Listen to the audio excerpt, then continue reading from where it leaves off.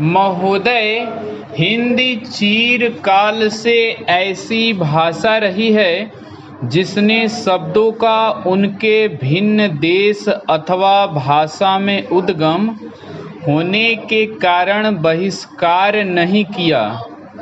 सच पूछिए तो सभी जीती जागती भाषाओं का यह एक गुण है कि वे अपने शब्द भंडार को बढ़ाने में हिचकती नहीं हैं। चाहे शब्द किसी भी उद्गम के हों, उन पर अन्य भाषाओं का प्रभाव पड़े बिना नहीं रह सकता, क्योंकि सभी जीती जागती भाषाओं में आदान प्रदान होता ही रहता है।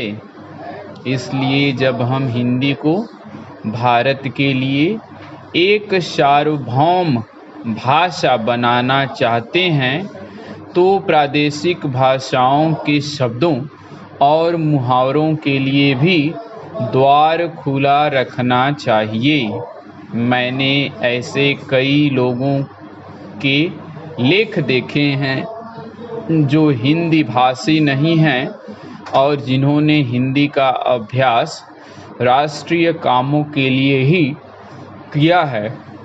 उनके लेखों में कुछ ऐसे शब्द और मुहावरे देखने में आए हैं जो अर्थ तो स्पष्ट कर देते हैं, पर आधुनिक हिंदी में प्रचलित नहीं हैं।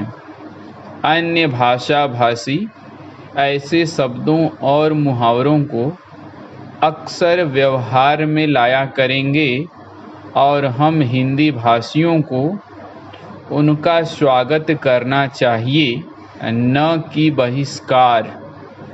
हिंदी सच्चे अर्थ में राजभाषा तभी होगी जब भारत के सभी निवासी इसके साथ प्रेम करने लगेंगे और इसकी उन्नति में अपना गौरव मानने लगेंगे।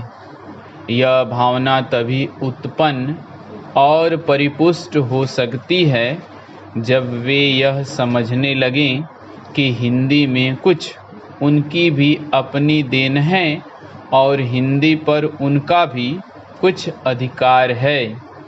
मैं समझता हूँ कि हमें इस भावना का स्वागत करना चाहिए और इससे डरना नहीं चाहिए। मैं तो यह भी मानता हूँ कि कहीं कहीं हमारे व्याकरण पर भी अहिंदी भाषियों का प्रभाव पड़ेगा और हमको उससे भी नहीं डरना चाहिए। इसलिए मैं चाहता हूँ कि हिंदी भाषी और हिंदी संस्थाएं निष्प्रिय भाव से हिंदी की श्रीवृद्धि में लग जाएं, जिससे अन्य भाषा भाषी भी उसके विभिन्न प्रकार के साहित्य से परिचय पाने के लिए उसे सीखना आवश्यक समझें। जिस प्रकार आज कोई भी विद्वान आधुनिक विज्ञान से परिचय प्राप्त करने के लिए यूरोपीय भाषाओं का अध्ययन करना आवश्यक समझता है, यदि केवल काव्य अथवा ललित कला संबंधी ग्रंथ ही यूरोपीय भाषाओं में होते तो हमको उन भाषाओं को सीखने की शायद आवश्यकता भी न होती। पर विज्ञान से परिचय प्राप्त करने के लिए उन भाषाओं का जानना अनिवार्य हो गया है।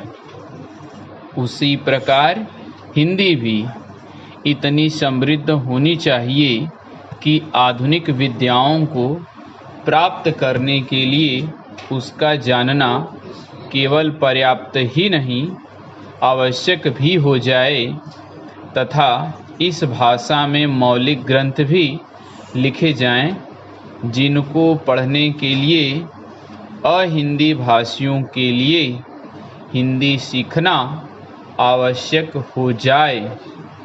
जितनी बड़ी संख्या हिंदी जानने वालों की है, उतनी बड़ी संख्या संसार की 2-3 भाषाओं के बोलने वालों की है। इसलिए यदि इतने लोगों में यह भावना उत्पन्न हो जाए कि वे हिंदी को संसार की भाषाओं में समुचित स्थान उपलब्ध कराना चाहते हैं तो हिंदी का गौरव बढ़ेगा।